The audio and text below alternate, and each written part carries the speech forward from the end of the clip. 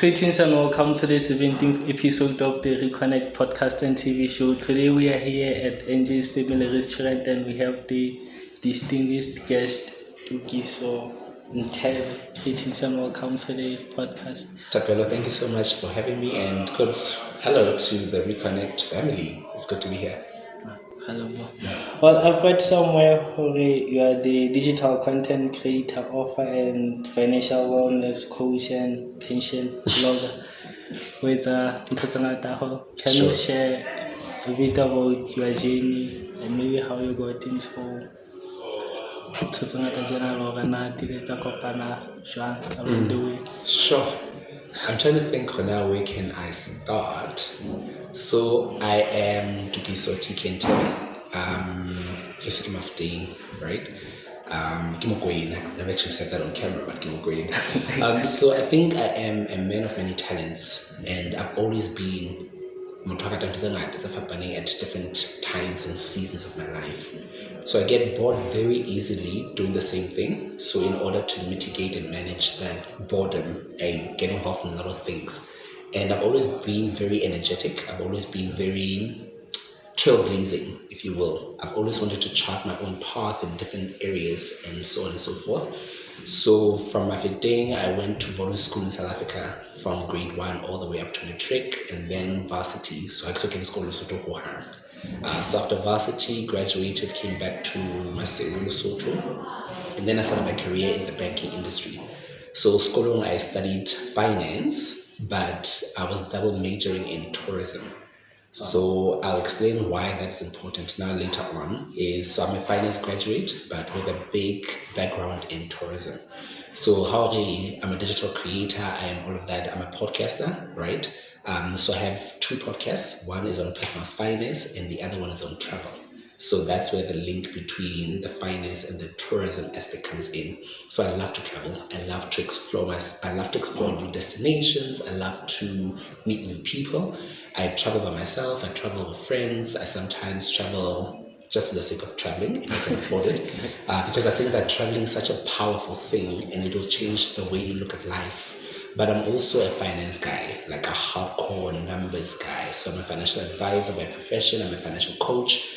And yeah, I'm a man of many talents, man. I'm a content creator, so I can burn at this platform. Like, the creative industry is growing, so I'm very excited to be here. Yeah. Oh. So how did you like the school you went to in SA?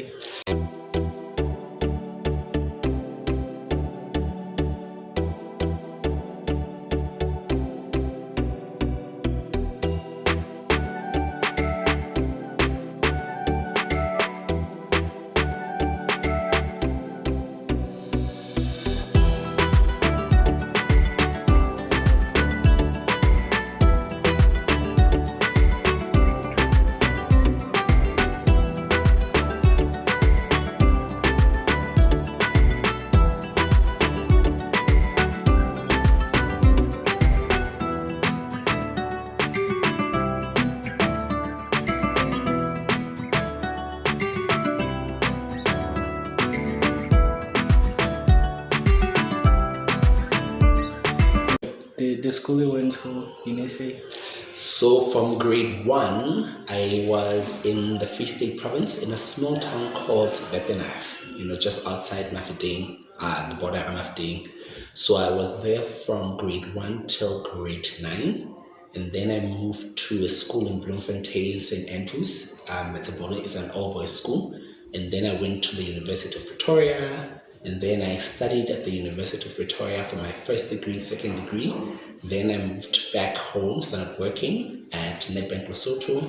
But then I also went back to varsity again. So I went to the University of the Free State to do a 3rd qualification.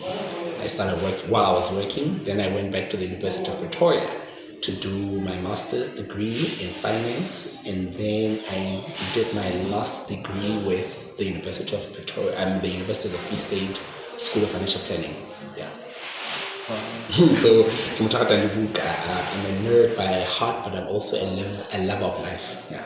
And also, you are the author. How many books have you written? I only know Visit TM Properties and Real Estate Investment Company. They are located at Medcash Complex. Their services include property evaluation, site inspection, property survey, property investments, property management, property rentals. They buy and sell property. Visit today. So the interesting story of the book, I've always loved writing. So I'll do blogs, I'll do articles here and there. And then eventually, because of the work that I do, one of the people would want to book me for a financial wellness session or something. And I'm like, but I don't have to be there in person. I've got all these articles that I've been writing throughout many years. So I compiled all of them, added new flavor to them, added storyline to it, and actually authored the book Tjhelete Se Phasile. So in terms of the number of books that I have, is Tjhelete Se Phasile the first book that I've ever written, fully completed and published book. And then there is, now we are launching the translated version now. So we've translated Tjhelete Se Phasile into Sesotho. So we're hoping to launch that hopefully before end of the year. Yeah. So I've got those two books, but I also have other guides. So it's a financial journal, Erenke Center to Maholo, and then we have another planner, Erenke My Money Adventures planner, that basically guides you on how do you set financial goals, how do you budget your money, highly indebted, how do you navigate your kolota, how do you file your taxes and all of that. So I would say all in all, I have about 4 books published, but the planner, a journal, a guide in a nutshell. Yeah. So how long do you take to write a book? The first book, Tjhelete Se Phasile, took me, I'll be very honest with you, I started with writing a lot of books, but I never finished them. But Tjhelete Se Phasile, it started in June 2022, where I was like, you know what, I'm actually going to write this book and get it done. So it took me approximately 3 months, so June, July, August, to finish the book. But then once you finish writing the manuscript, then you have to go through language editing, grammar, and all of that, and then proofreading. So that entire process lasted from June till October, in fact, till end of September, because we then moved into the publishing leg of things. And what was interesting about that journey is you experience new emotions that you never thought existed. So the imposter syndrome comes in. You feel like, who are you to write a book? So as you're going through the process, then you're very inspired to write, then you have zero energy or motivation. But when you're self-publishing, you also realize, okay, I've committed to this project, so I may as well finish it. Because the first cost key, the time that you spend writing the book, the second cost key, the language editor. The third cost is the person who designs the book cover for you. The fourth cost key, the printing. The fifth cost key, you have to get an ISBN number, which is the code, the barcode designed. So there are all these costs, graphic designs. So actually, I'm so deeply into this, I may as well finish it. So all in all, I would say it took me about 6 months to finish it. And then once it was finished, then you go into the printing and then the distribution and then the marketing and then the launch of the book. Oh my God. For all the self-publishers out there, it's not child's play. It's a puppet. This new puppet fleece like a South Africans. So how do you balance all these things you do? Sure. That's a very good question. People think I don't sleep. So you're like 8 to 10, sleep is work 5 every day. But I think for me, how to answer your question is planning. You plan everything. How it's about now, what you do with your time, any point in time. I do have time when I'm not doing anything. I do have time for social media. I do have time for going out with family and friends. I do have time for myself, right? So I think the core is planning your time. But also for me, what has worked is doing something that I enjoy doing. And the things that I enjoy doing are interconnected to who I am, and they're interconnected to my personality as well. So it becomes very easy, because I never believed that and what's that quote? Find something that you love and you'll never have to work a day in your life. I was like, what? No, that can't be true. But for me, I'm starting to realize that there is some truth to that. Yahweh, if you love what you do, okay, and it doesn't feel like work. So you find that on a random sunbaking, so you see, and just like feel excited because I love when the idea sparks. I remember a time when I was recently on a holiday in Namibia. I took my laptop with. Maybe a couple of my 80 busibu, had from dinner, a glass of wine. I'm like, oh my god, I have an idea for a new article, a new blog post. Started writing before I knew it, nearly 10 o'clock, and I'm like, oh my god, it feels so good. So in terms of managing time management is very important. And then secondly is doing things that matter to you. And then 3 is being very selfish with your time. So I tell you about being selfish with your time is a very precious commodity. So I try to give my time to things, courses, people who I feel like they deserve. So I'm very protective of my time. But in between all of that, just chatting away and just chilling. Yeah. Do you have mentors or people, role models, or you look up to? It's a very difficult question. And I was hoping it will not come up. But I didn't have any questions to start off with, so I love the conversation. I believe I honestly do not have formalized mentorships, right? You're my mentor, you're your mentee, and so on and so forth. But I do have mentors. Some of them do know they're mentors. Some of them don't even know they're my mentors, right? So for me, I believe that mentorship is, firstly, understand the difference between a coach and a mentor. But career-wise, in terms of the journey I've taken, I'm still looking for a mentor who has walked the path that I'm walking. And it's a bit of a challenge because mama this element, that element. So I get they are my mentors, but they don't know. Based off their social media, what they post, what they read, so I get mentorship from that. I've seen people, but now a mentorship relationship has to be where on a regular basis. But if it means, because of the internet and social media, if it means that every morning to your profile, you commented on that, that's mentorship. Right? When you share your journey, when you share your mistakes, when you share all those things. So I do have people that mentor me, that I speak with regularly, but I also have people who have never met me and I've never met them, but I'm mentored by them, So I think in the digital era, mentorship is very flexible and enabling. At least that's my opinion. I do have coaches as well, people who coach me. But Leona is not also very formalized. We check in every time. And yeah, it's been quite a roller coaster ride. Yeah. So I strongly believe in mentorship and I strongly believe in coaching. Yeah. So in the part of the books, where can people get the books if they want to buy to get a copy? Yeah. So the book, the English version one, is available from my website, my company's website, TKay Financial Wellness. And then you can also get it on Take a Lot if you are in South Africa. It's also available on Amazon if you are anywhere in part of the world. And it also retails in some of the local stores, some of the local bookstores in Maseru, in Leribe. And yeah, when it's also available. So that's the English version, but Yasusoto will probably follow the same strategy. You'll probably get them on all those digital platforms. The people who want physical copies, they're very so on and so forth. Yeah. Oh. Also on your t-shirt it says class of 2006. Oh yes. In LA. So like I mentioned, I went to St. Andrews, in Bloemfontein. It's an all-boys school. So I matriculated in 2006. So that's saying how old I am. It's badala, guys. See badala.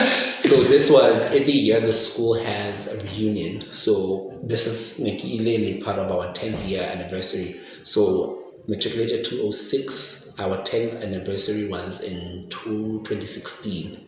So that's where we went to celebrate, and yeah, every year they had one this year as well. They had one every year actually, but yeah, reunion too.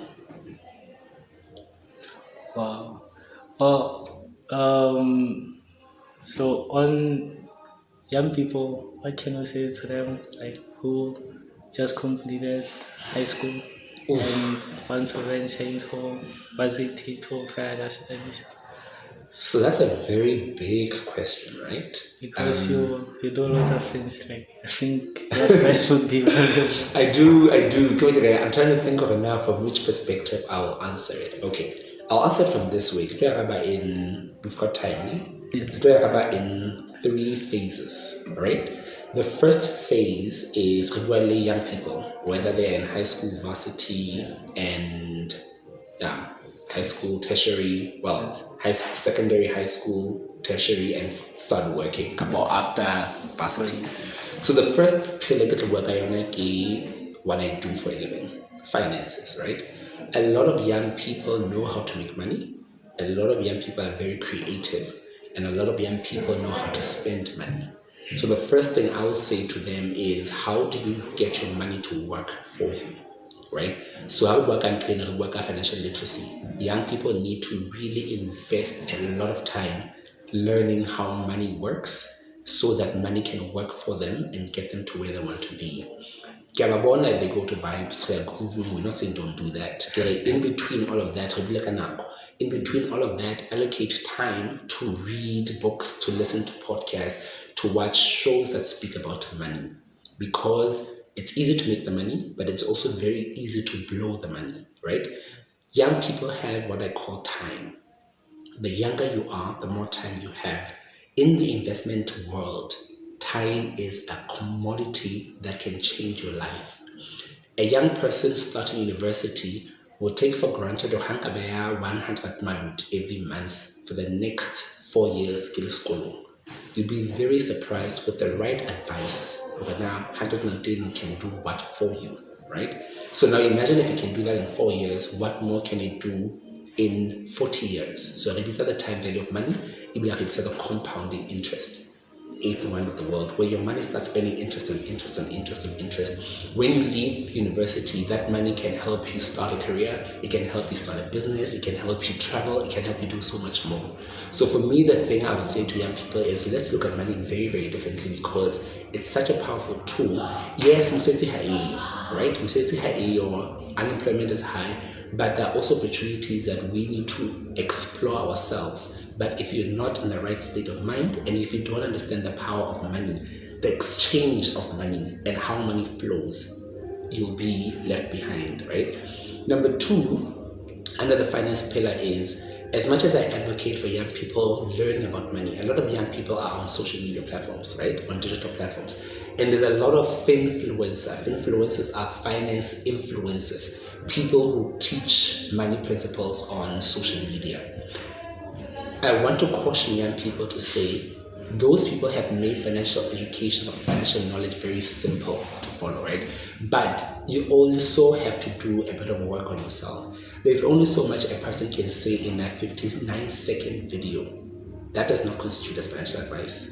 So it then means that be aware of a particular topic, be aware of how credit works, be aware of how insurance works, be aware of investments and so on and so forth. But that creator cannot cover everything in a TikTok video at 59 seconds. So it then means that you have the responsibility to go do more work and more research. How will you university? You spend a lot of time doing assignments. You do a lot of time researching, cross-referencing the sources that have for your assignment so that you don't plagiarize. The same thing applies to your finances. You need to invest time learning how money works, right? So do not take everything you read on social media to be the truth. Go do your own investigations and research.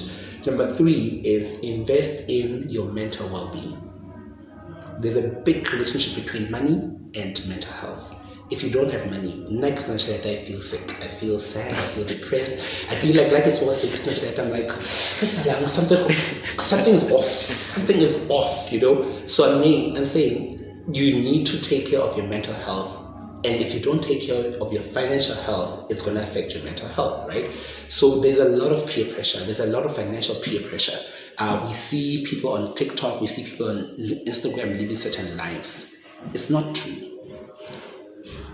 what we post on Instagram and what we post on social media is very curated. We don't show you the whole picture. So don't be putting yourself under a lot of financial pressure because you're trying to keep up with Thapelo Tokiso. You know what I mean? So take everything with a pinch of salt. So that's what I would say under the financial aspect. I'm also a digital guy, right? You mentioned I'm a digital creator. I'm a content creator. I've got a blog post. So I got in as like, if you were to come to my stage, you'd be like, oh my God, I should stop podcasting altogether. And I'm glad you are doing this. It's a ring light, it's a phone. We're recording this on my phone, guys. This is incredible, right? So what I mean is we need to be able to trust the process. People see my studio. I'll invite you to my studio one day. The big nice cameras, it's a whole production, and people think that I woke up and I got to that, right? So how to go about social media is unemployment is so high in the South, right? So we need to be very creative as young people. Young people need to be very, very creative. What I mean by that is you guys are blazing the trail because all you did is take a ring light, you have a phone, and you start it. A lot of young people don't start things because they think they need more money, they think they need more resources, they think they need this and that, and they don't end up starting. So shout out to the Reconnect podcast for starting, like really. Secondly, a lot of young people are on social media. They have a lot of following, 40,000, 100,000. But the banka, the social media platforms are going to aside by NFL. That is currency, guys. That is currency. So I need young people to start thinking very differently about social media platforms. It's a business. How do you unlock business opportunities with the audience that you have? I'm thinking a case of, I'll be very practical. I'm thinking of a case where the Reconnect has a platform. How many subscribers do you currently have now? On YouTube. On YouTube. 1,600. 1,600. Now imagine if 3 small businesses were to place ads on this particular podcast. They are reaching 1,000 plus people, right? It means that business is getting an exposure. You are making a lot of money to produce more episodes and invite more guests. So it's a business. Now imagine if you were a TikToker with 100,000, what you can do for small businesses who need marketing and they don't necessarily have big marketing budgets. You have an audience that they may tap into. That particular small business pays you 500 money to place an ad or for you to create content for them. You get money, they get exposure, the business grows. So a lot of young people are taking the social media platforms for granted. Kidi vibes, guys, it cannot just be vibes. Not when unemployment is high. Secondly, we limit ourselves to Lesotho. Lesotho has only 2.2 million people estimated. That means that the growth is only this much. The internet has so many billions of people. So we social media and we just limit it to Lesotho where we are. How about we still maintain the authenticity of Lesotho, but then we start telling these stories for the rest of the world to see and consume our content. So a lot of young people are creative, they are social media influencers, they're doing that, but they're doing it in a laissez-faire, social media, digital creators, digital marketing. It's a business. It's a business. Yes, we're in a country where certain platforms like TikTok and YouTube don't necessarily monetize on the platform, right? But it doesn't mean that you can't make money outside of those platforms, right? It doesn't mean, so one day, 1,000 subscribers, 4,000 watch hours, it means that you can join the YouTube partner program. And then you can start having ad revenue play on your thing. Every single time I cross the border, the first thing I do is I play my YouTube channel so that those ads play, so that I can make money. So yes, unemployment is high, but we have digital platforms that we can monetize. And sometimes we don't need to have a big following. People always think about the following. No, guys. Now, can say Njays, the menu. They can pay for. They're already sponsoring the space, right? That's an exchange. So we need to start thinking of digital marketing, digital platforms, content creation in a very, very different way. And hangata, we're always waiting for big brands, the banks, the insurance companies to do that. There is approximately, according to the Ministry of Trade, approximately over 180,000 small, medium businesses registered in the country. You get what I mean? So how many of those can you work with to create content for that can pay you to do this, and then your platform is growing, you're making money, you get better. You know, you're looking for microphones, right? Yes. Microphones will probably cost you, say, example, 2,000 Rand for a mic. Had to pay for you, and the guest is 4,000 Rand. How many customers do you need to get 4,000? If each pays 500 to place on the ad, couple to sponsor this, anything can happen. So for me, the advice would be to young people, let's start thinking of digital platforms very, very differently. It's a business. Treat it like a business. How post on social media, or what about who wants to work with you? How post on social media, or drag about, or with all those things? Who wants to work with you? People are watching, right? And we always say the internet does not forget. So you need to be very intentional about what you're posting. You need to be very intentional about the opportunities you are foregoing by that particular post where it's on. So don't jump into things just for vibes. So that's the second thing I would say. The third thing I would say for young people in Lesotho particularly is collaboration. Guys, I cannot emphasize enough how collaboration is the new currency. Yes, we have our own issues, right? But the more we collaborate and the more we learn how to collaborate and support one another's crafts, the more united we'll become. I've seen people from different countries. Yes, they have their issues. Yes, they have their disagreements. But they're able to put aside their issues to say, where do we want to go and how do we get there? And they'll work together in Basapotan. They don't drag each other, they don't trash each other, they don't on social media. Guys, what happened to communication? What happened to conflict resolution? So I'm just saying, be intentional about your digital platforms. I don't know if I answered that. Yes. I'll add the last one is travel. Travel. How do you travel? How do you go to Dubai? How do you go overseas? How do you go there? But learn to travel, because traveling is not just about vibes. Traveling opens up your mind to seeing the world, seeing life from a different perspective. Imagine how you go to Lesotho. University, it means that the thinking on alone is limited to the environment that you are in. If you were to go to a different environment, we're like, oh, okay, oh, I never thought Papa. It changes your perspective. It changes how you approach life. It changes how you relate to people. How could I talk about languages of happening? How could I about who think differently, who speak differently? You know, maybe I met this lady she's retired. She's from the UK. Just talking to her shifted something in me to say, oh, okay, is that how people live? You know, something changed in her as well, because she had a very different perception. She didn't even know about Lesotho. You get what I mean? So we need to start traveling. Anywhere else in Lesotho. You get what I mean?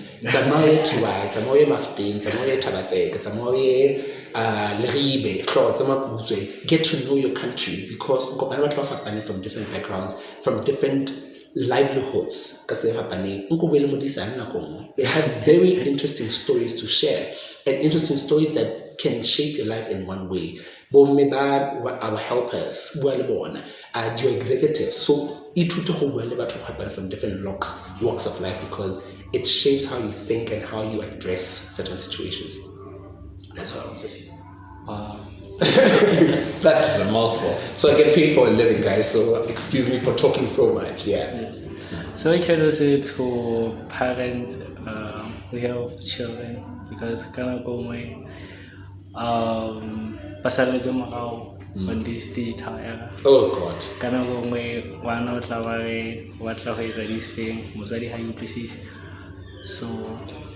So I have a friend whose daughter is very creative, and she's fascinated by radio, by media, by cameras and whatever you want. So as older people, it's very difficult to change that perspective, right? What we can change is the new parents whose kids are actually growing up in the digital era, right? So for me is Batswadi need to empower themselves. Batswadi need to also understand what the world has changed. we've moved away from the traditional, not moved away, but we have evolved from the traditional careers, a doctor, a financial accountant, a doctor, a nurse, a teacher, and everything. There's a whole new spectrum of careers that are have evolved, right? We are in the era of the fourth industrial revolution. We are in the era of artificial intelligence. There are people who get paid to sit in Maseru but are doing work for clients in the US and are getting paid in dollars. Sometimes you get what I mean? The world has opened up the opportunities so much. So yes, equally in the same light, there are the opportunity, so have the risks. So how open them up to the world, but also still have controls to protect them. A social media manager, read up on it, ask about it. I wanted to invite that friend of mine and the daughter to come to my studio, but how do we produce content? Because once the parent sees, then it shapes how they perceive things. Now, we fear what we don't know, what we can't comprehend. So that's why there's YouTube, there's articles, there's books, there's courses. Allow yourself to learn, because the more they learn, the more the parents learn, the more support they will give to the son and the daughter, right? So if the child wants to be a musician, if a child wants to be a songwriter, I did not know how much songwriters get paid, right? They get paid a lot of money, and I give back a lot of money for as long as that song lives. In terms of money, royalties, and I could be completely wrong, but they get paid a lot of money. Social media influencers, content creators, freelance writers, that people who ghostwrite. I could literally say to somebody, hey, end to end, what I think, done. Is that not a career? It is a career, right? Journalism has changed, so that's why they need to allow themselves to also evolve, especially because we take our kids to the very good schools, we get them exposed to all those things, but when all are not evolving and keeping up with the times. So that's why expose yourself and open up your horizon. I give it by the way. I'm an uncle.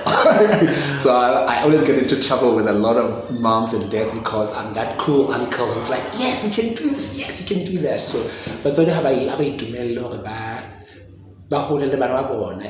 guys, the world, I think COVID-19, as bad as it was, COVID-19 really opened us up to a world of possibilities.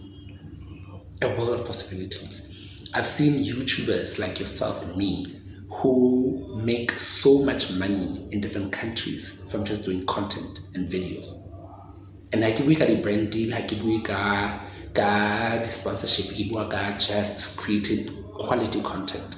So the world has changed, careers have changed. Let's also evolve and keep up with the technology. Oh, do you have a question for the guest? She's just smiling.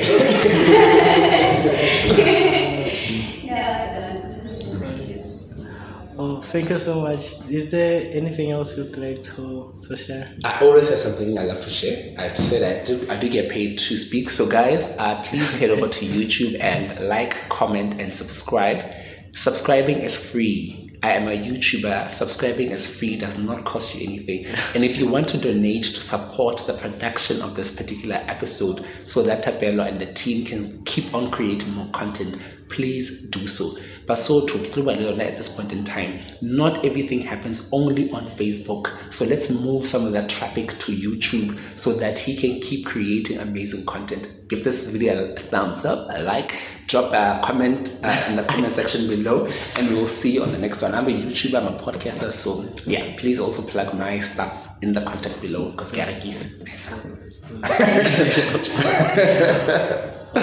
Hello.